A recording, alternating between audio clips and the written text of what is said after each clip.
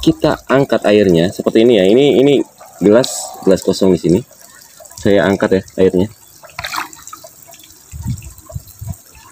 Nah, di sini teman-teman bisa lihat ya, air yang ada di gelas ini bening, jernih.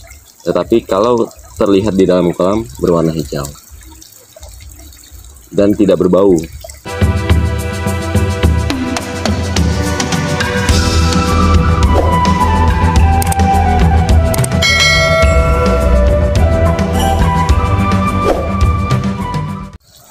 Halo, assalamualaikum.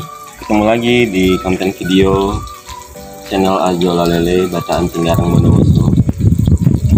Dalam video kali ini saya ingin membagikan atau berbagi pengalaman di kolam saya, milik saya di Bataan Tinggarang Bondowoso. Di sini kolam bata. Saya ingin membagikan tutorial mengecek kualitas air kolam dalam berbudidaya ikan. Yang kita jaga bukan ikannya, tetapi kualitas airnya. Untuk mencapai kualitas atau hasil ikan yang berkualitas, kita harus menyiapkan medianya atau rumahnya kok ikan tersebut itu dengan baik. Jadi kita harus mempersiapkan segala sesuatunya dengan baik. Dan di sini teman-teman bisa melihat ini kolam ukuran 3x6, ketinggian air 39, mau masuk di angka 40 cm. Nah, pipa input 1 in yang saya sedang buka atau aerasi dengan kerucukan kecil ya. Dan untuk warna air di kolam saya hijau ya. Nah, buat teman-teman kita mulai aja. Yang pertama saya ingin membagikan atau memperlihatkan bagaimana kualitas air yang baik. Jadi pada saat teman-teman melihat air kolam warna hijau, di sini hijau, tetapi jangan hijau pekat atau terlalu pekat. Yang kita lihat hijau, tetapi pada saat kita angkat airnya seperti ini ya. Ini gelas kosong di sini. Saya angkat ya airnya. Nah, di sini teman-teman bisa lihat ya, air yang ada di gelas ini bening, jernih. Tetapi kalau terlihat di dalam kolam berwarna hijau dan tidak berbau ya. Kalau kualitas air yang baik, warna hijau, pada saat kita angkat dengan gelas dia berwarna bening dan tidak berbau, itu kualitasnya sudah cukup baik. Dan insya Allah ikan-ikan akan tetap sehat ya. Yang kedua, di sini ada alat ya. Di sini alat temperatur untuk pengukur suhu. Oke ya, kita cek suhu air di dalam kolam yang sudah saya ambil ini, berapa suhunya.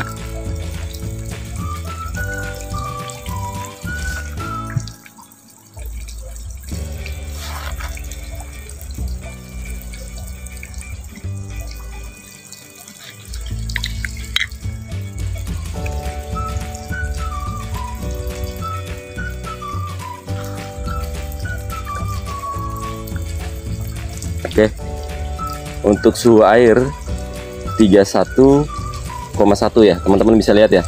Video bisa di shoot ke alat TDS atau pengukur suhu. Oke ya.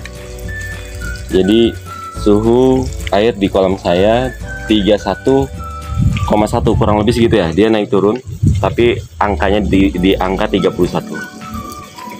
Dan bagaimana standarisasi suhu air di dalam kolam untuk bibit sampai dengan lele konsumsi. Untuk bibit sampai dengan lele konsumsi, suhu air di kolam itu minimal paling terendah, suhu paling terendah itu 24 dan paling tertingginya 39 atau 32. Jadi jangan terlalu panas, juga jangan terlalu dingin. Kalau terlalu panas, ikan pun akan mengalami masalah atau penyakit ya. Biasanya turun lendir ya. Kalau terlalu dingin, ikan juga tidak nafsu makan. Itu penyebabnya ya.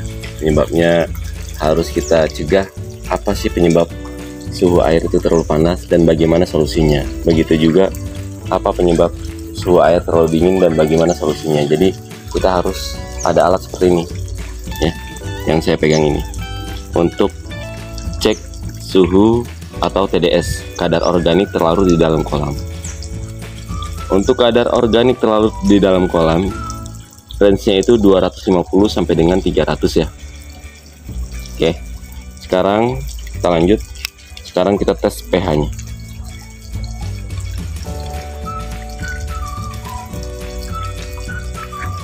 Oke ya, kita tes pH-nya. Teman-teman bisa perhatikan ya, pH air di kolam saya.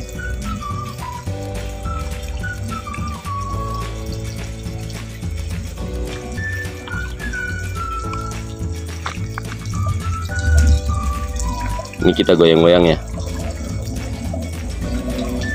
supaya pH-nya itu benar-benar dapat angka yang stabil. Kita goyang-goyangkan seperti ini. Alat seperti ini murah ya teman-teman ya. Alat seperti ini murah, kalau kita beli di online itu hanya 40.000 kurang lebih ya.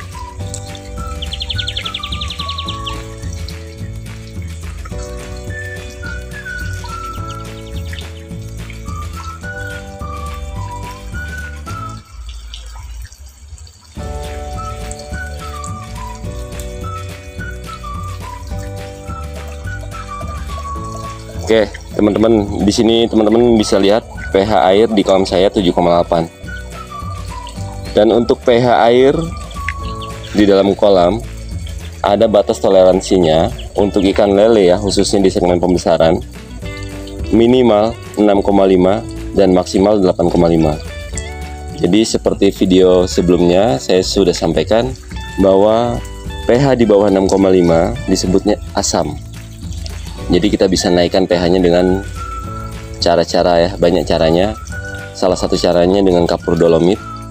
Dan apabila pH air di atas 8,5 ya, 8,5, 9 ataupun 10, kita turunkan dengan cara pemberian garam krosok. Apalagi kalau habis hujan ya. Pada saat ini di wilayah saya, di lokasi saya di sini, di kolam saya ini lagi musim hujan. Kalau jam 2 siang biasanya hujan tuh. Nah, setelah habis hujan, biasanya untuk pengalaman pribadi saya selalu berikan garam krosok. Tujuannya apa? Untuk menurunkan pH air dan menstabilkan pH air di dalam kolam. Ya, ini teman-teman bisa lihat ya, untuk airnya berwarna jernih. Saya buang lagi ke kolam. Nah, teman-teman bisa lihat lagi ya di sini ya. Saya ambil nih air kolamnya. Nah, seperti ini. Kolamnya tetap terjaga ya, tetap bersih. Warna air jernih. Dan saat ini saya sudah menggunakan probiotik ya. Untuk bakteri pengurai amoniak, bakteri Bacillus dari keluarga Bacillus sp, dan untuk enzimnya juga saya menggunakan Bacillus saccharomyces ya, seperti ini. Jadi nggak ada lagi gedebok pisang di dalam kolam. Kalau saya sudah menggunakan probiotik atau bakteri, gedebok pisang sudah tidak bisa masuk atau tidak boleh diberikan ya, karena gedebok pisang itu adalah unsur antibiotik. Jadi kalau kita berikan gedebok pisang yang di dalam kolam sudah ada probiotik, maka probiotiknya akan mati, bakterinya akan mati. Bakteri apa aja yang mati? Pertama bakteri Bacillus, yang kedua bakteri patogen ya, nitrit amoniak. Dua-duanya akan dibunuh dengan antibiotik. Sekali lagi ya teman-teman ya, apabila di dalam kolam sudah menggunakan probiotik, jangan sekali-sekali mencampurkan dengan unsur antibiotik seperti gedebok pisang, daun pepaya, dan bawang putih ya. Biasa teman-teman gunakan yang untuk cara tradisional.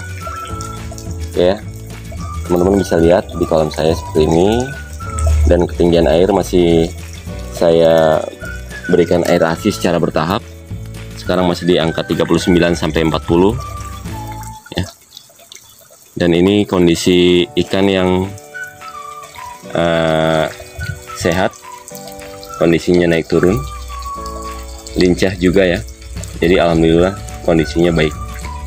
Total keseluruhan ikan di dalam kolam ini ada 24.000 ekor, 24.000 bibit pada saat saya tebar. Alhamdulillah sampai sekarang kematian hanya 2 ekor dari awal tebar sampai dengan sekarang ya, kurang lebih sudah masuk ke 2 minggu. Tebaran pada saat itu ukuran 4 cm dan sekarang sudah masuk di ukuran 6-7 ya, 6-7 cm. Oke, begitu aja untuk tutorial video dari saya, semoga bermanfaat. Dan buat teman-teman yang ada di seluruh Indonesia, khususnya di pembudidaya lele, segmen pembesaran, juga segmen penederan dan pemijahan, sukses selalu, salam santun dan sehat selalu untuk kalian semua. Jaga kondisi fisik kita semua. Wassalamualaikum warahmatullahi wabarakatuh.